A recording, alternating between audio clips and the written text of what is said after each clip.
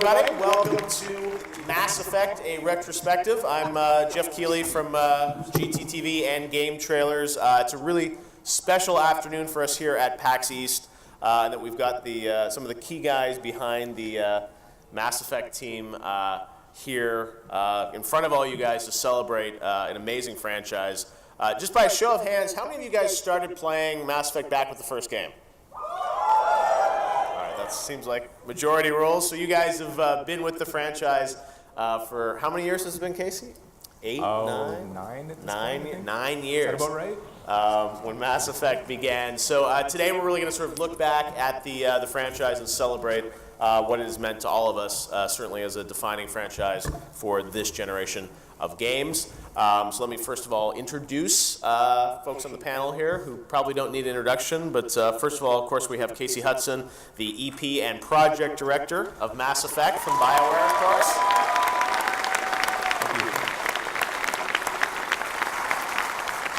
Next to him, we have Preston Watamaniak. Not quite right, but how do you say it, Preston? Last name? Watamaniak. Watamaniak. All right. He's the lead designer who's been with the franchise and Casey's partner on a lot of this from the beginning. Also, of course, with BioWare. Next to him, we have Mr. Parrish Lay. You guys know him as the cinematics director for all those amazing cinematic moments that we've had in Mass Effect.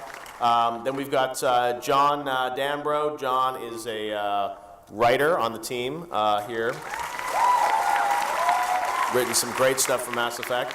Next to him, we've got Dusty Everman. He's a level designer known for a lot of the great ship moments in Mass Effect history.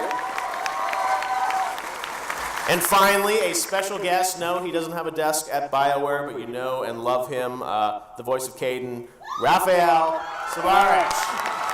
Hi. So an awesome panel of folks, and you guys just wrapped up the Citadel DLC. A lot of you guys played Citadel by show of hands? All right, so you guys are still the last piece of Mass Effect 3 content. But we really wanted to look back at the history of Mass Effect and look forward to what you guys can expect in the future from BioWare and the Mass Effect team. As some of you may know, I wrote a story about the making of Mass Effect 3 called The Final Hours of Mass Effect 3, so I spent a lot of time with a lot of the guys on the panel hearing the history of Mass Effect. But Casey, for people that may not have read that or may not be familiar with it, tell us about Mass Effect, roll back the clock, 8, 9 years ago, or even a little longer, I guess, when you first conceived of it. What were you trying to achieve? And what was the origins of this? Because you guys really wanted to create your own story after Knights of the Old Republic, right? Yeah, so we had developed Star Wars Knights of the Old Republic, and we had a ton of fun making that game. When we got the opportunity to work on the Star Wars game, we just couldn't believe how lucky we were. And we had a ton of fun working on that and building the Star Wars universe out for the little piece that we had. And then by the time we got to the end of that, we were, it kind of felt like we had done that experience, as amazing as it was. And there were things that we wanted to try and take on that we kind of felt we needed a new universe that was kind of designed to do those things. And we were looking at the next generation. At that time, we knew that whatever we would do next would be on the next Xbox. We didn't know what it would be. It was called Xenon at the time and had no idea how it would work. But we kind of had a feeling we would be able to take on digital acting and emotion and that kind of storytelling. So we thought, let's try and build a science fiction universe that was meant to tell these kinds of emotional stories. And so that was kind of the genesis of Mass Effect. We knew we wanted to make this world. We wanted to work together on another really cool action RPG and achieve a lot of this kind of similar stuff that we did with the KOTOR game, but kind of expanded out a bit. Now, Preston, I know the game and the gameplay has evolved from what Mass Effect 1 was to Mass Effect 3 in terms of blending action and role-playing games. Tell us about sort of the evolution of that and where you guys started to where you ended up. Well, when we finished KOTOR, that was kind of my basis for what an action RPG was. And I set out to do something that, heavier shooter mechanics and whatnot like that. And the real transition happened, for me between 1 and 2, where I wanted to focus more on gameplay that the player could experience and see. And that philosophy has been carrying through to 3, where I think that the guys have been doing all the multiplayer and class stuff, have been making sure that you can see all the stuff instead of hiding it behind walls of stats and stuff like that. Even though that's all in there, it's just, I wanted to make sure it's wrapped in gameplay. Right. Now, you guys, obviously had incredible gameplay in Mass Effect, but I think a lot of what all of us loved about it was the incredible world that you guys created, the incredible characters in the universe. We're going to spend a lot of time now talking about, some of your memories and favorite characters and inside stories that I'm sure a lot of the fans want to hear.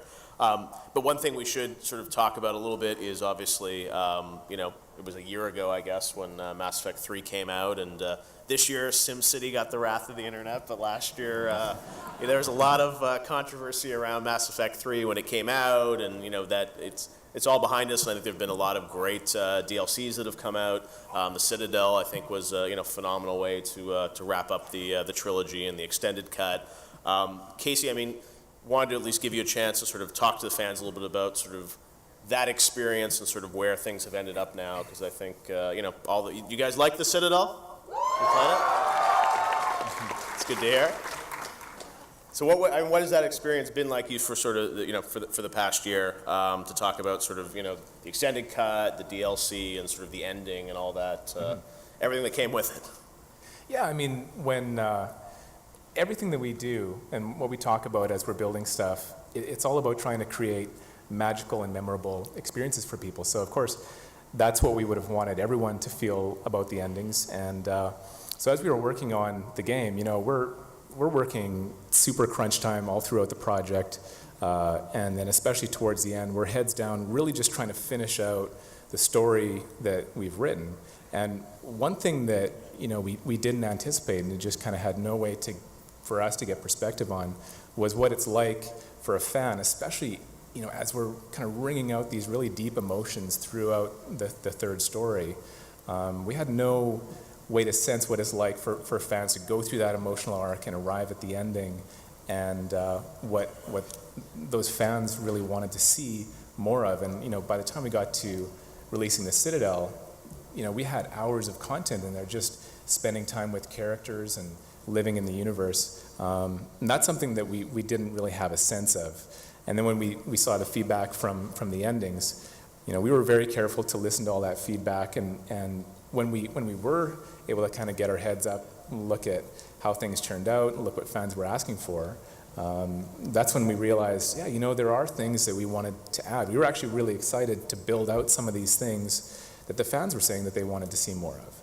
And so that kind of led to the extended cut, where we got really excited again, really passionate about building some of these moments out, kind of rounding out the experience for people.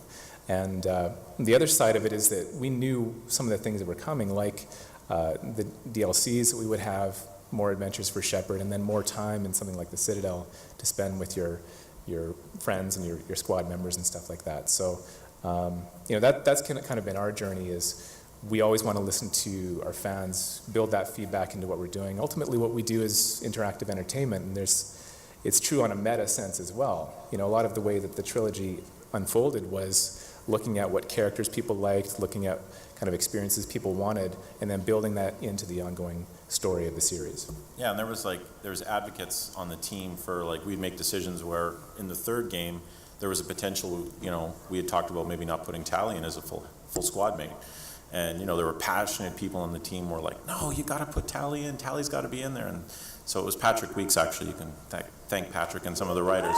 And they worked on me for about a week. And I said, well, Patrick, if you're going to put her in, that's going to be some work for you, because she might not be alive for some people's games. And he's like, I don't care. I want to do it.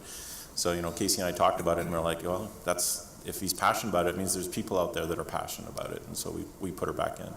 So, but it's that's the thing that makes it great, is that there are team members out there who are passionate about every little bit of the content, and they want to make it as best as they can. So yeah, so much of this has been really a grand experiment into things we can't really visualize until they're done. So when we were working on Mass Effect, another example was thinking about characters like Garrus and Tali, and we know we're building these alien characters that we weren't sure if people would have the kind of attachment to them where you'd want a love interest. But even for ourselves, seeing how they turned out, a character like Garrus, Garrus is just an awesome guy. It's just so when we actually see the performance and the character and the way that character turns out, we realize, and of course, then listening to fan feedback, we realize, yeah, we should start bringing this in as a romantic character. Yeah, on Mass Effect 3, I had the honor of writing Garrus, so it was such a pleasure it was a lot of fun to see especially the romance, the femsheps who love their Garrus, and I did my best to take all that love to heart and try and put it back out there and give you guys something to really enjoy. But that's not something we ever counted on initially, but there you are. Now, we talked a lot about sort of favorite characters.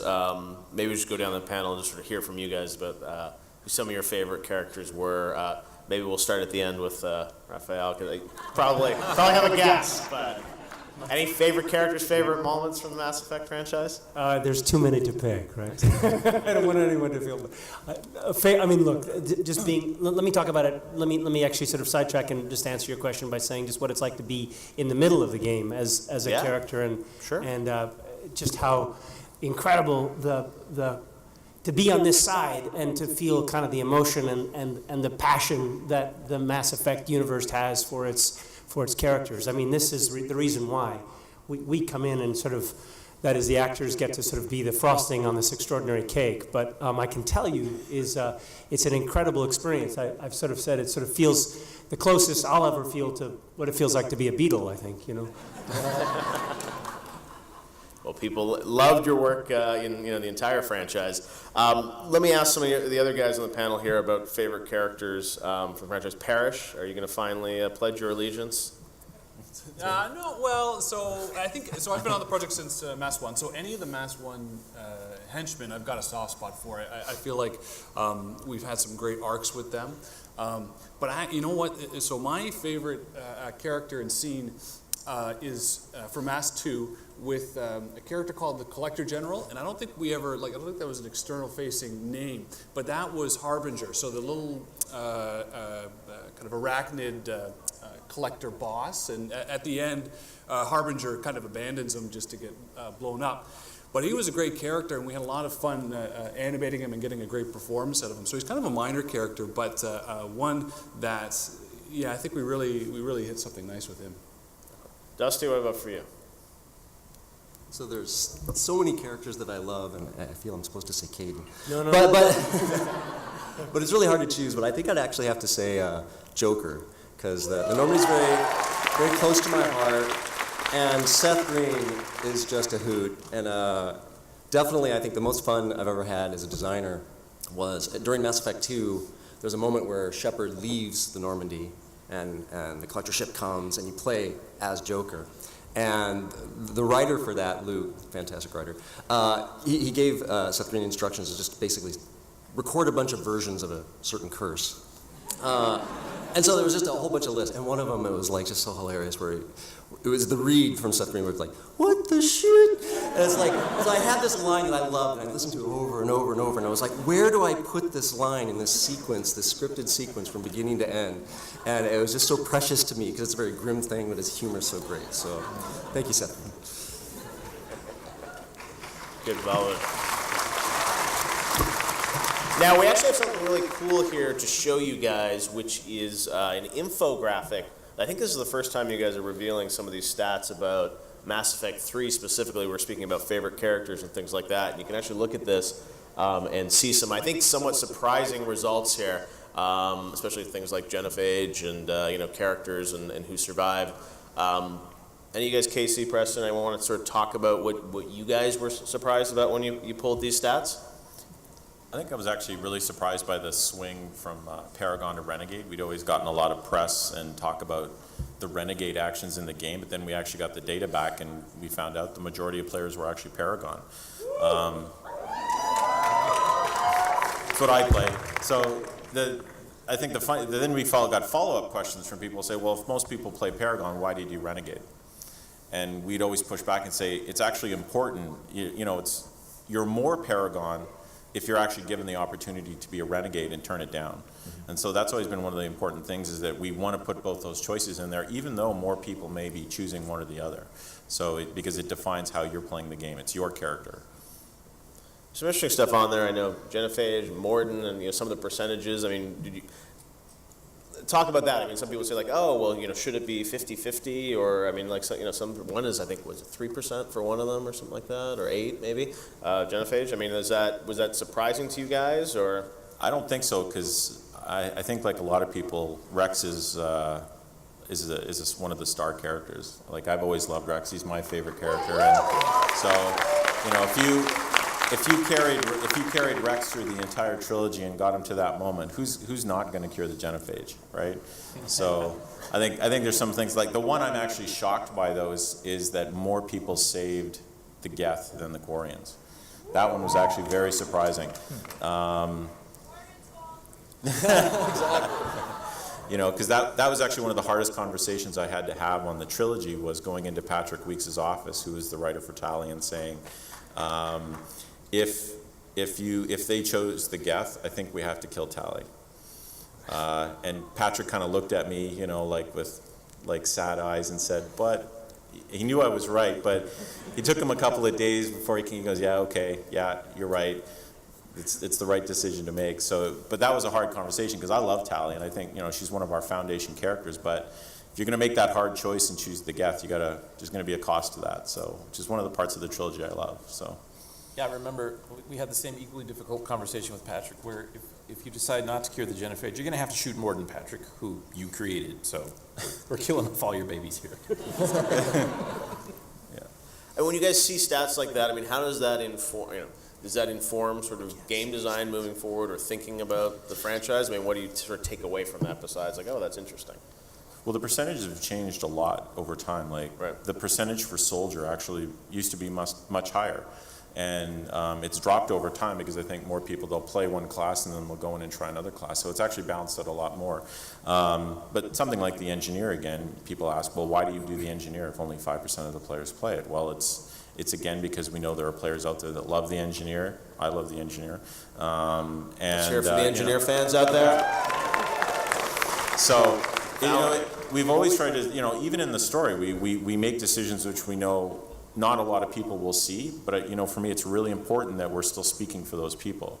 The love interest from Mass Effect 1, if you didn't cheat on them in Mass Effect 2, you get that scene with the picture. Those are important moments for people that made decisions, and it's critical that we support that. Yeah, I think the data actually also really helps us when we do see that not a lot of people are picking something.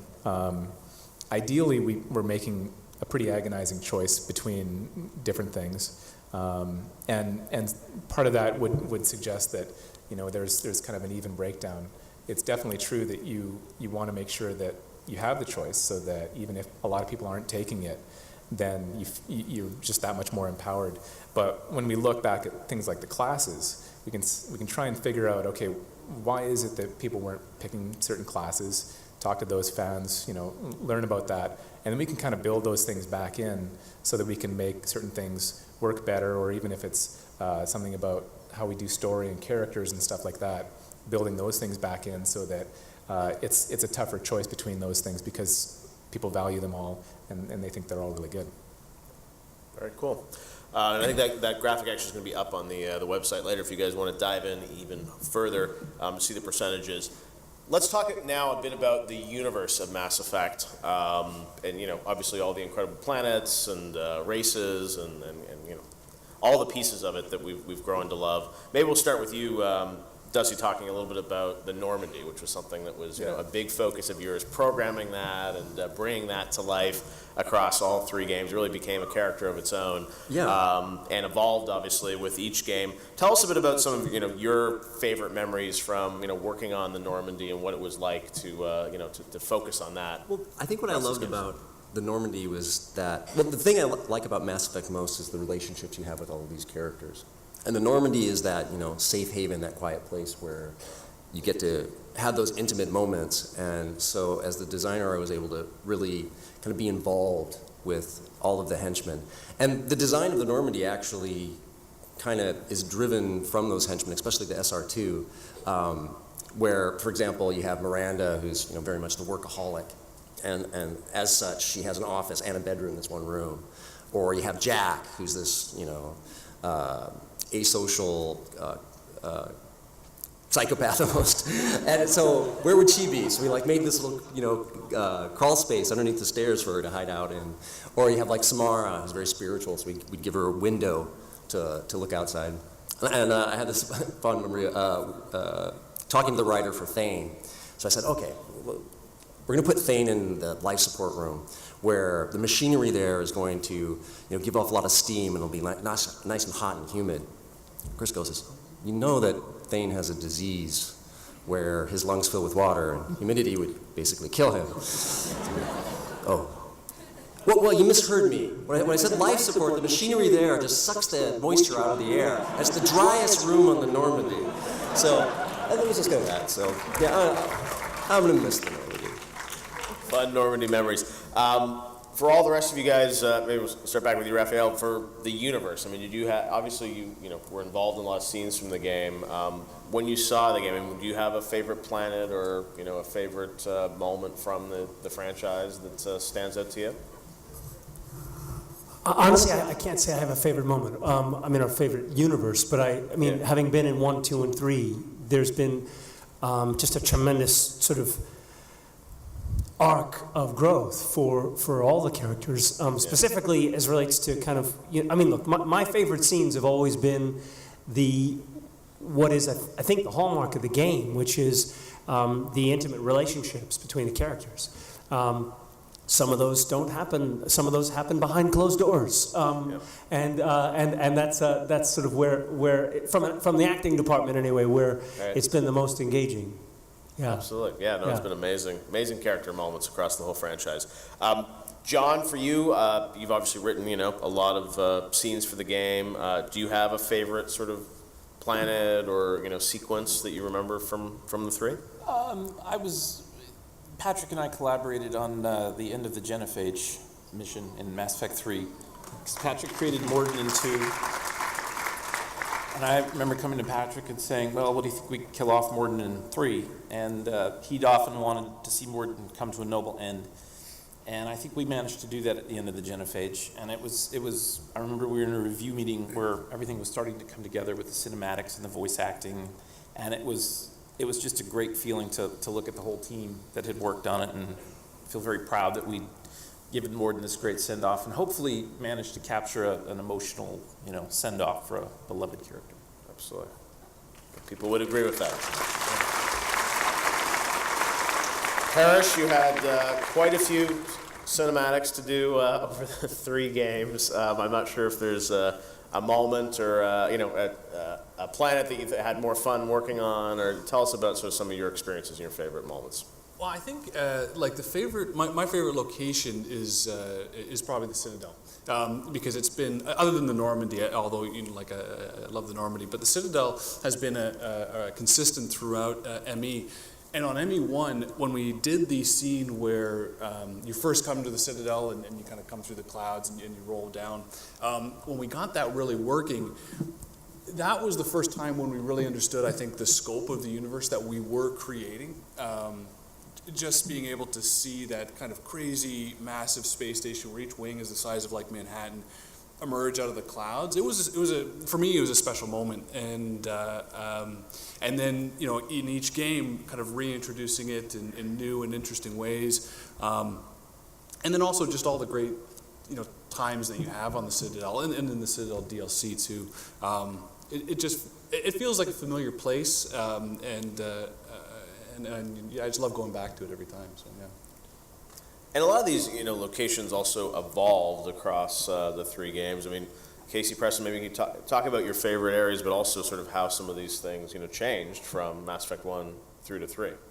Well, so for me, one of the interesting moments, obviously, I think the craft of the team and us getting our head around what we could actually achieve really evolved over time, and that some of the actual, I think, best executed moments came later in the series, obviously, as we learned about what we were doing. But I think one of the first moments that we had working really well and kind of showed where we were going and I think showed players where we were going was after your first mission in Mass Effect 1, and Shepard is in sick bay, and then either Ashley or Caden comes out, and I remember a reviewer commenting on this, that they were playing, and you know, you can play Renegade and Paragon, so they were going to play as Renegade and just be a jerk to everybody. And so Ashley comes in and she says she thinks that maybe the reason you got hurt was her fault. And you can say, yeah, it was your fault. And so he did that, and there was just a moment, she didn't say anything, but she looked like you hurt her feelings, just with her face. And that was for that reviewer when they realized, wow, there's something happening here it's going to make me feel emotions. And they changed the way that they were playing. And I think that for me, I think it's true. If you start the series from the beginning, that's kind of the first moment where you realize these characters are going to draw you in a really interesting way. And then that I think to us was the first time that we realized we were going to do the things that we said we wanted to do on paper, but had never actually seen it yet in our own work, you know, working that way. And then we tried to build the rest of the series to start drawing on that kind of emotion. Just, can I speak to that for 1 second too? Just again from the actors. I mean, when we first came into Mass Effect 1, what was sort of made very clear to us is that they said, you know, listen, this is different than any other video game. We really want this to be more like a filmic performance. Something at the time, the reference was like an episode of 24.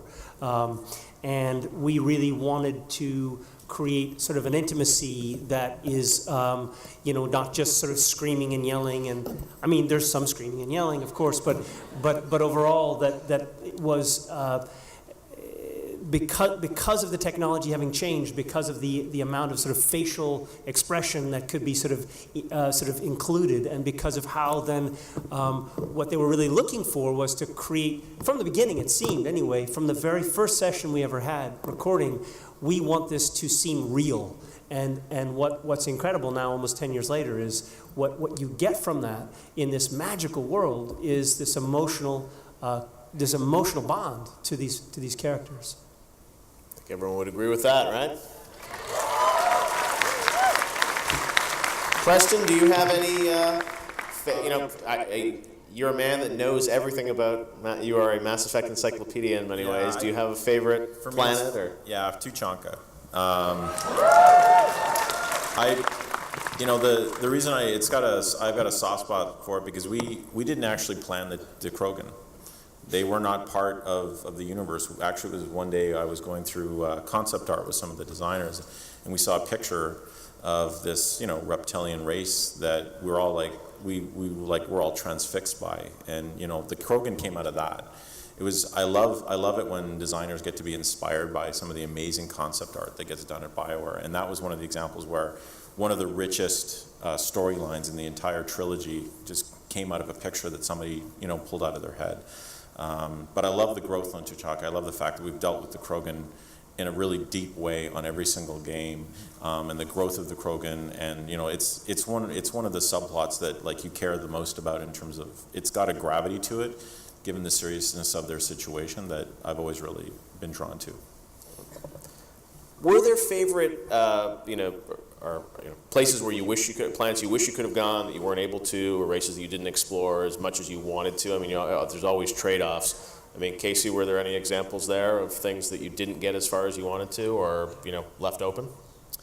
I think by the time we kind of rounded out Mass Effect 3 and got into DLC, you know, even whether it's through the story or finding a way to get to these places in, you know, the books or comics and stuff like that, I think we pretty much got to all the places that we really wanted to. But there's always more, and that's kind of how we designed the universe, is we wanted to be able to tell thousands of stories. Like, you know, even so there's always more stuff you could think about. Like, I would love to see, you know, a story where you're a private detective on the Citadel, or, you know, let's learn more about Garrus, you know, before you met him and stuff like that. So I think there's endless stories that we could tell. But I kind of feel like we touched on all the big things that I wanted to see. Yeah, I mean, for me, it's more the small stuff. Like, for some reason, I've always wanted to, and we never really got a chance to explore it. There was just never any place to put it that felt correct. But I wanted to always learn more about the Thorians. Like, what was the Thorian? Where did he come from? You know, what was his origins? Was there more of them? And in the back of my mind, I always wanted to deal with that species a little bit more, with a bit more in-depth treatment.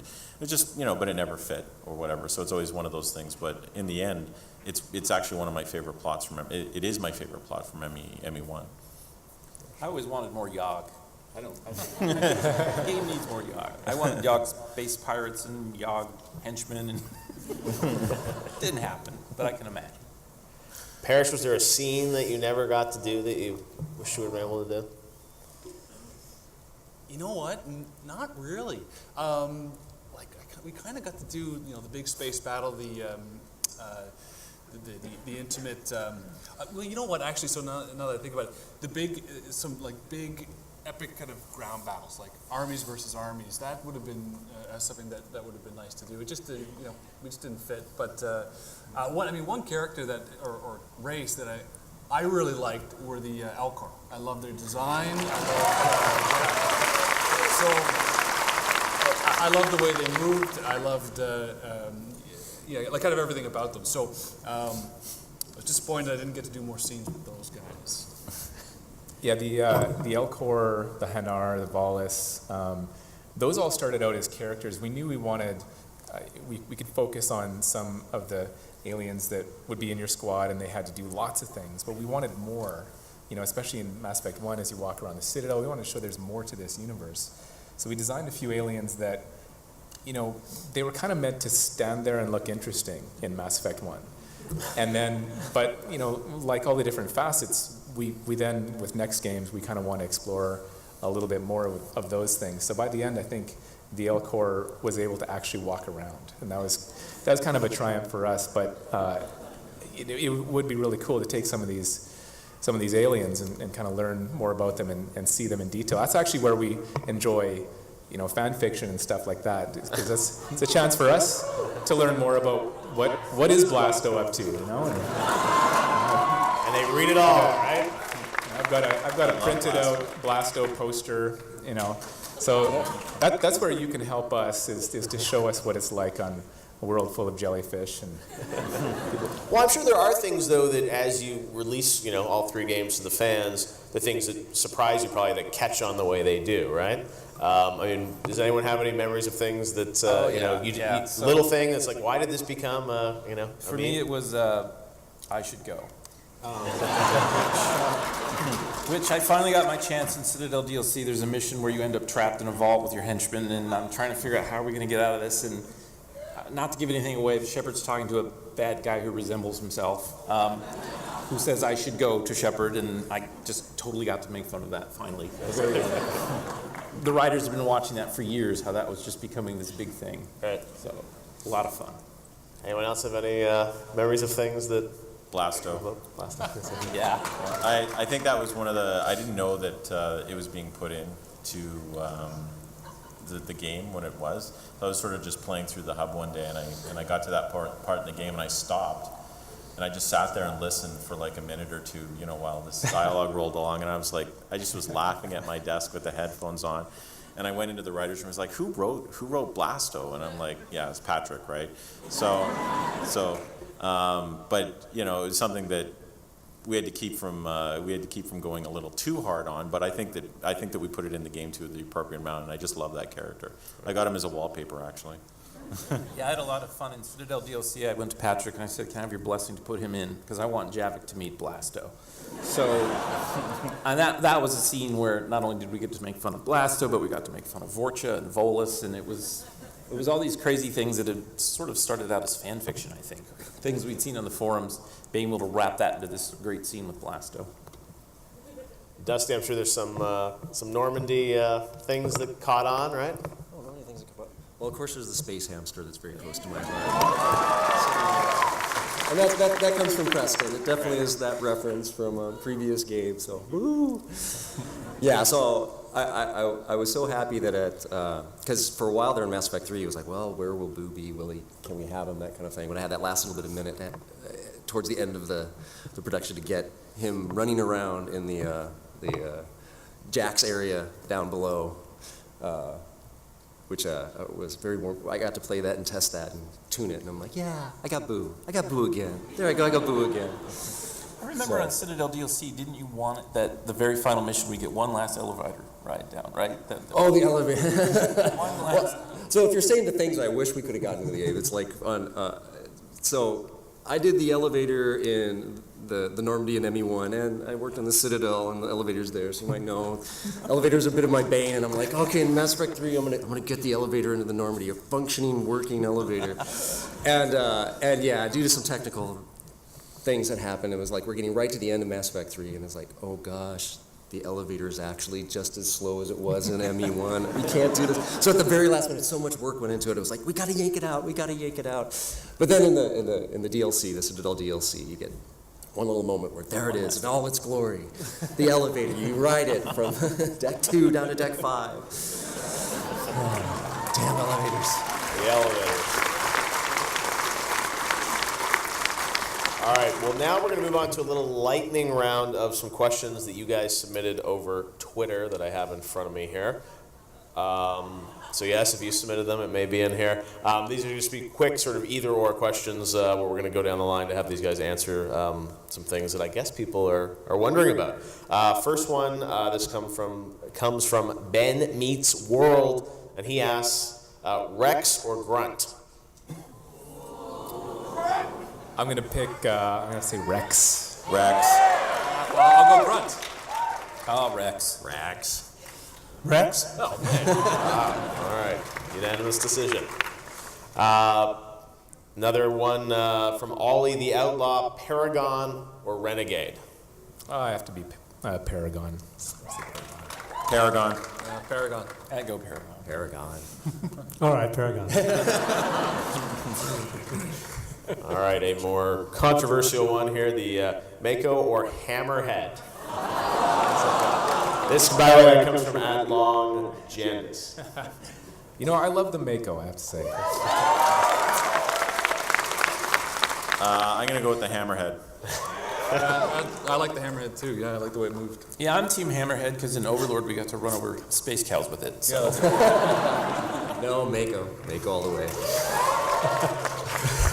I'm going to go with this guy. All right, next one comes from Bry Guy Asher on Twitter and asks, Jack or Miranda? Oh. You know what? One of my favorite characters is Jack. So I'm going to pick Jack. Miranda. No, Jack. Yeah, all the way.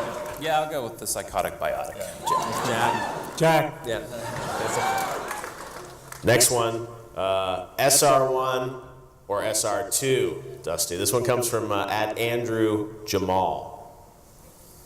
So I'm gonna say SR2 because we put so much more work into fleshing it out, and a lot of that was Dusty's. So SR2. SR2. Yeah, SR2. SR1 for nostalgia's sake. Oh, you jerk. SR2. If you're sitting up here and everyone just said SR2, you'd say SR2 as well. All right, it might get a little awkward here on the panel. The next question comes from A Blue Flying Car, Caden or Ashley? So is this the choice where I'm choice, I picking think. who's gonna die, I think or that. am I picking who I like and is gonna live? I don't know. Is a Blue Flying Car in the audience here? Well, with Raphael here, I'm gonna say Caden. Okay, Gotta save Caden. Save Caden. Nah, I'm gonna have to pass.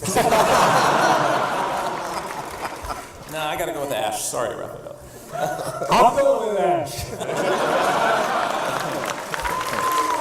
I'm gonna go Cade. Long live Ash. All right, these are getting good. Next one from Eska212, Pet Fish or Space Hamster? So you know what? The pet fish, that's an example of something where I was playing the game, and I come into the quarters, and somebody has put an aquarium in there, and there's fish. I had no idea we were doing this. So because that was a total surprise for me, I had no idea. That was a somewhat awkward meeting for me. Hey, so I hear we've got an aquarium. Yeah. It's okay. It's okay. Yeah, I'm going to go with hamster. Yeah, I gotta go with hamster too. Yeah, I own a hamster, so I go with hamster. Space hamsters fly. It's all with the hamster. All right. Next one here. We got a little bit of stat of this from the infographic on what you guys did, but for the team, genophage, cure or not, and that comes from Tenkawa. I think you got to cure it. Yeah, you got to cure it. Yeah, cure it. Cure it so long as you have Rex. Cure. All right, popular opinion. Next one from AWW102, Citadel, quiet party or dance party? I love the Rowdy Party. It was a ton of fun. They did a great job. That was another one where, the writers had a ton of fun, lots of freedom in building out these characters, so I really enjoyed it. I'm going to go with the Rowdy Party as well. It was a lot of work for the designer who did that. There's like almost half as many variables just in that one party as there was in all of KOTOR. So it was a lot of work that went into that. So I'm going to pick the Rowdy Party as well. Yeah, rowdy party. I love to see Shepard dance. So anytime you can bust a move is good. I'll go Rowdy Party. I remember when Casey said, I think the DLC should be a little lighter in tone. And I don't think he understood the floodgates he was opening with that, with the writers, ending with this party. But that's where you get to see Grunt and Drunk in the shower, so. Yeah.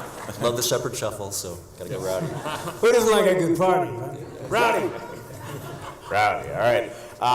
Next one, let's see. Let's go to, all right, this is a simple one, but we'll see what you guys think. This comes from @JBirchie, Shep or FemShep?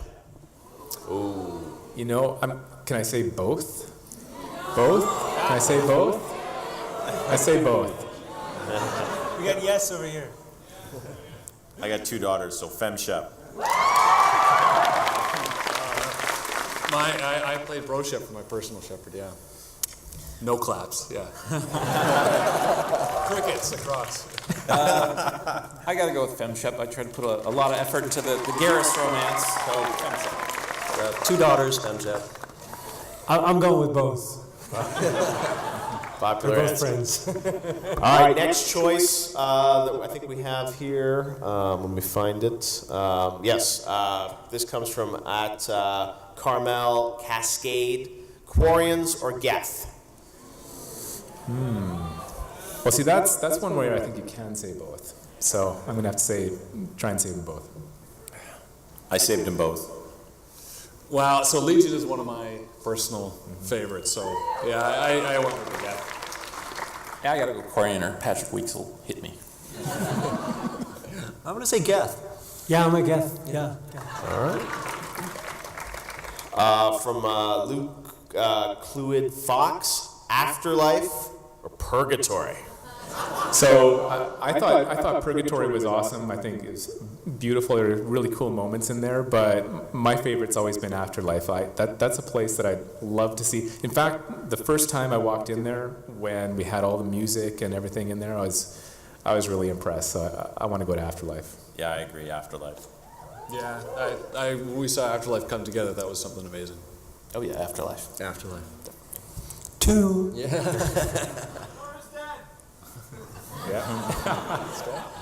All right, and our final one on the lightning round list comes from La Crime.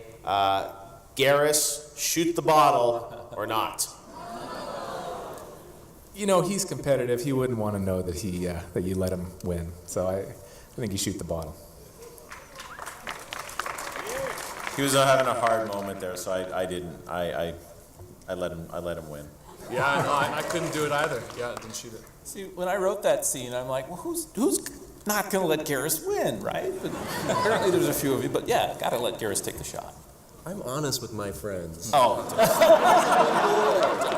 shot the ball. Garrus. All right, moving back to some of the other questions. We've talked a lot about the game, the characters, the universe, but one of the things that I at least documented when I was out there with you guys in Edmonton was the team and the journey that you guys have all been on. From actors to designers to writers to producers to artists to birth this game. Do you guys have any memories? 9 years later, as some of you sort of think about other things that you're doing, a favorite moment from those 9 years. It could be something, a meeting where the team was together or a launch party. I mean, what stands out, starting with you, Casey, in your mind of, that really encapsulates what this past 9 years has been like for you guys? Mm-hmm. Yeah, I mean, I think what's interesting is just the journey from not even being able to see or really get our hands around what we're building to being able to see it now, and just remembering these moments when we started to get a sense of what it would be like. And the first cutscene test that we did was just a character literally sliding on their feet down a hallway, and you could see the lights moving across the helmet and reflections and stuff like that. And these little moments where you get a sense of what the game's going to be like. And probably the first really big one was when, as a group of leads, we were playing through the very beginning of Mass Effect 1. That was the first section of the whole series that we pushed all the way to final quality, is that opening sequence, and you go in with Captain Anderson. You're looking at the big screen and the Reapers attacking. That was the scene we pushed all the way to being finished and polished first. And I remember being in those meetings where we were looking at this just a few months away from launching or being finished Mass Effect 1, and realizing that it's a pretty amazing experience that we're building here, and the music and the acting and the sound and everything. We were really excited with how far we would be able to push things. So for me, one of the memories is I would meet with my staff. I had like 50 designers who worked with me on Mass Effect 3, and a lot of them have been with me for the whole trilogy or most of the trilogy. And this past January, I had my last meeting with them as a team. So that was it was way more emotional than I thought it would be. Like I spoke to them, and we watched actually the launch trailers from all 3 games. And at the end of it, it was a little dusty in the room, but that's for me. That was a very special moment for me, because basically, I get to come to work every day and work with really brilliant people, and my staff are no exception to that. They make it fun to work every day. So. Yeah, I think for me, it comes from the end of Mass Effect 2, when we were sort of putting it together between when you go through the Omega-3 relay and then the credits. I'd work with the designer on that, Keith Hayward, and what we would do is we would sit down in the morning and we would just play through that entire section along with a QA guy named Chris. And when we first started, it was broken so badly, and we would just take notes, and literally we were like, we do 20 notes of this stuff. And there was a point where we were kind of looking at each other going like, oh, man, I don't know if this is gonna, because we were toggling so many different variables, and there was just so much content that we were trying to get in, so much memory that we were using. It was really, it was really touch and go for a while. But the moment that I kind of knew that this is really coming together was we got it down to 1 page of notes. So every day we would play through it for 2 hours, take notes, and then go work as late as we could, and then come back the next morning and play through it again, and just day after day after day after day. And it took weeks to get this thing under control. And when we got down to 1 page of notes, that's when we kind of looked at each other and said, I think we're actually going to be able to put this thing down. And that, for me, that was a really high moment, because it was so massive, and it just worked as well. That sequence, I think we really enjoyed it. So. I think for me, most recently, it would be the final scene of the Citadel DLC with Shepard standing at the bridge with Normandy. It was a scene all the writers, I'd written out the backbone of the scene, and then all the writers went in and filled in their particular henchman, who could be Shepard's love interest. But still not, having a sense of how we'd like that to come together. But then Parrish here actually is the one who pulled that whole scene off, and I think it came together beautifully, because it really is our way of essentially saying goodbye to the trilogy, thanks to the fans. Well, and not to steal your thunder, but what was great about that sequence is I also animated the opening of Mass Effect. So when Shepard's kind of walking through and the ship's going through the relay. So for me personally, that was great. Good closure there. You got to open ME1, and I got to close out the DLC. So I really enjoyed that. And then the most embarrassing moment, I wrote Overlord, which was Mass Effect 2 DLC. And if you've played it, there's a character in there who's an autistic savant, brilliant mathematical genius. He's constantly naming square roots. Well, one day I went down to his office. He wanted to talk to me about something, and I had gotten the square roots wrong. And this is my first writing. The first thing I'd done at BioWare and was to get the square roots wrong. So that was a little embarrassing. But we went back, re-recorded it, all worked out. Not a mathematician. That's right. That's right, Casey. I know for me, I always remember Preston's humor. No matter how stressed out we got, Preston could always come in. It was almost like a dad figure, and it just could get us cracking up. And like, for example, I don't know if you guys remember in ME1, there's the space cows, where they look kind of like a cow, but they have these like little hands in front of them, little arms that kind of stick out. And Preston comes in and goes, "Oh my God, you can't trust those. You can't trust a cow that can milk himself." It's like, those little hands, they go in your pockets. So that was where we got Shifty Cow. If you remember, there's this uncharted world in ME1, just out in the blue, where there's a hill where there's this cow, and you look at him and it says Shifty Looking Cow. And he does nothing if you look at him, but if you turn your back, he comes sneaking up behind you, and you look at him, he stops, and you look away. And if you let him get close enough to you, your credits start going ding, ding, ding, ding. So you get away. That's Preston. You know, the most sort of poignant moment I remember was just recording this sort of the farewell scene and kind of realizing that it was the farewell scene and sort of being in sort of a, you know, when we record, we're kind of in a room all by ourselves with a microphone and, you know, there's someone patched in from Canada, you know, and we're kind of laying this down. And there was sort of this awesome moment of sort of realizing that, wow, this is kind of it. And I said, the fans are really gonna freak out about this. And they said, yeah. And we, you know, it's kind of like where you can't quite register the enormity of what has just occurred or what you're sort of in the middle of. It sort of felt almost slow-mo. I know when Mass Effect 3 hit, it was so exciting, and then of course there was a very strong pushback, as we've talked about. But I guess I have to say, in my humble opinion, you know, just the fact now that we do have sort of an end to something that's been so remarkable has as we look back at it anyway, has made it even that much more precious. These characters, these people, these worlds that we've been in. I mean, the fact that the DLC has been so great and so wonderfully received is fantastic. But also just that it's a remarkable thing that's occurred. You know, it's sort of, I think, beyond probably even anyone's wildest imaginings of how huge and successful and poignant this experience has been.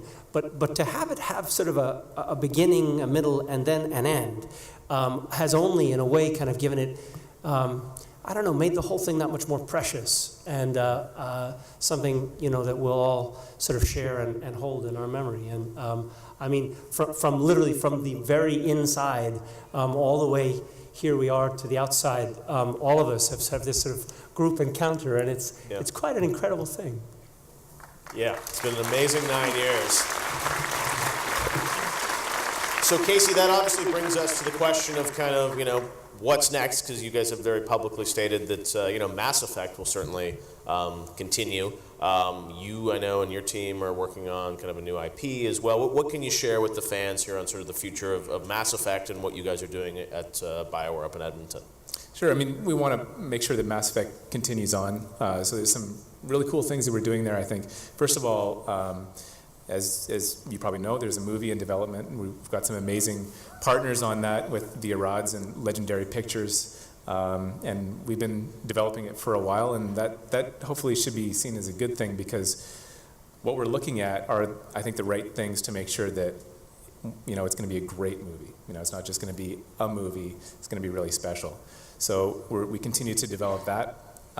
We are starting to get ready to develop another Mass Effect game, and it's going to be a new thing. It's going to be, thank you. So, you know, we want to be able to give fans an opportunity to get back into the world and with these things that you've come to know and love about the Mass Effect experience, but start something fresh and new and a new way for you to explore the whole universe of Mass Effect. So we're working on that, and that's going to be primarily developed in Montreal, and it's something that we're still involved in as core leads on the franchise. So I continue to be the executive producer for that, and kind of the ongoing, Mass Effect has become, thanks to all of you, so much more than just a game or a game series. So those things will continue on. And then we are developing a whole new fictional universe at BioWare, and so that's, for myself and Preston and a lot of the people here on the stage, that's kind of our next thing, is we're focusing on building something new the way we did at the very beginning on Mass Effect. Wow, very cool. All right, so something for everybody. Before we go, there's a great video that I think we're premiering here for the first time, right? Which is a retrospective look back at the Mass Effect franchise. So check this out. It's a great look at what the past 9 years have meant to all of us that have played the game. Check it out.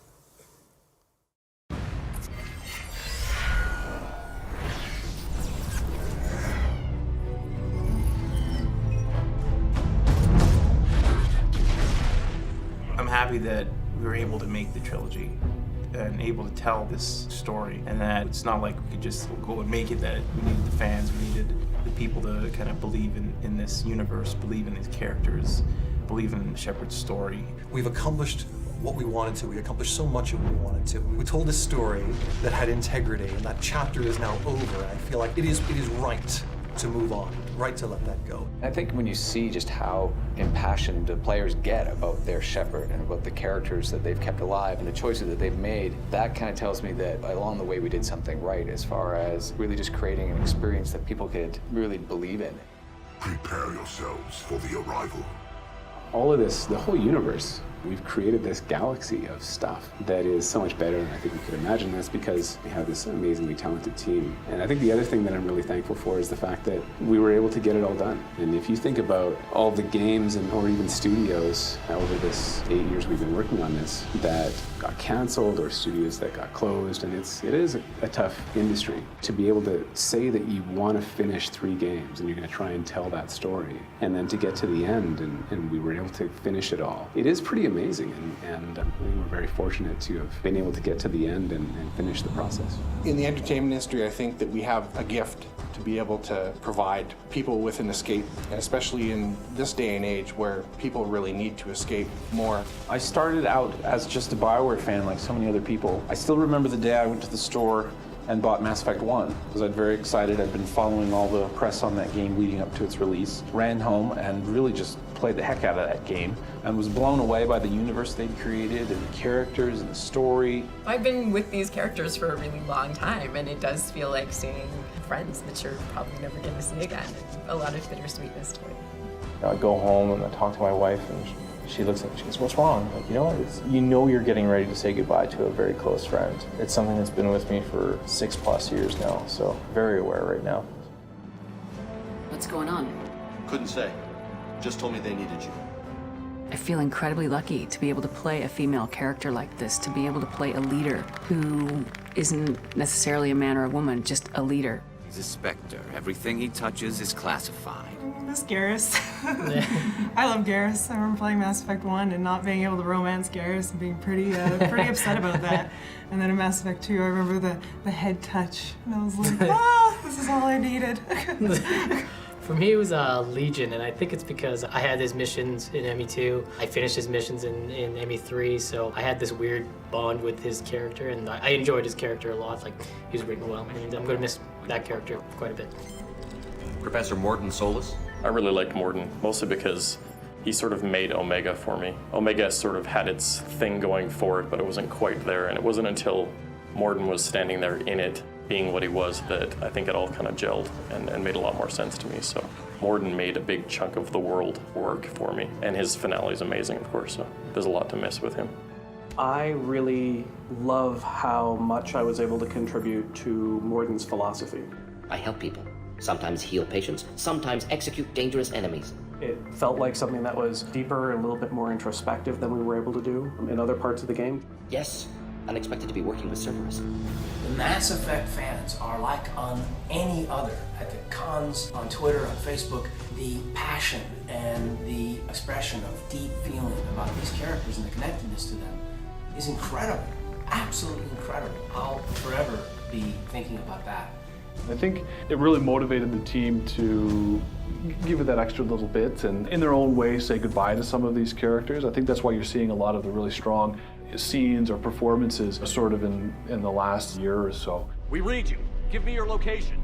The Mass Effect universe is huge, right? It's vast. There are so many different stories that we can tell. Shepard is one person in this universe, and him and his friends are great, and we've enjoyed them for all these years, but there are so many more things that we can show and talk about. So I'm really looking forward to working on what the franchise has in the future. In a way, it is bittersweet, but I'm happy to see the sunset on the entire trilogy. What we'll be able to do is bring something new and fresh next time around. And Shepard's story was one that obviously was meant to be told in 3 games, and I think now that we've told it, we can look back and learn a lot from what we've done, learn a lot from the story that we've told. I think what's really cool about where we're at now is we still have one more piece to deliver, and that's the Citadel DLC. And then once that's out, the nice thing is that Mass Effect is not over, and we have a team that's working on the next Mass Effect game. And we're thinking about what that would be and how we can bring back a lot of these things that we love about the Mass Effect universe, and to continue to tell the story and to continue to find ways to live in this universe. So long, Commander Shepard. It was really fun being you.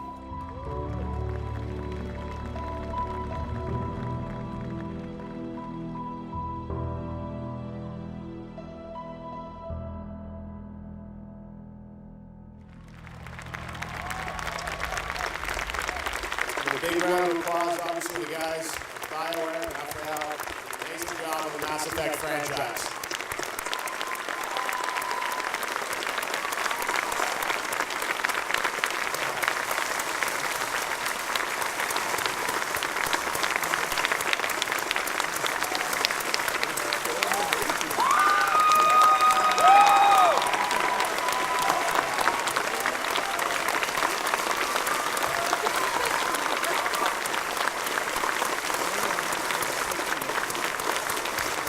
If you guys want to head over to the BioWare base, it's room 206 AB, where Casey and the team will be signing some autographs and meeting with a lot of the fans.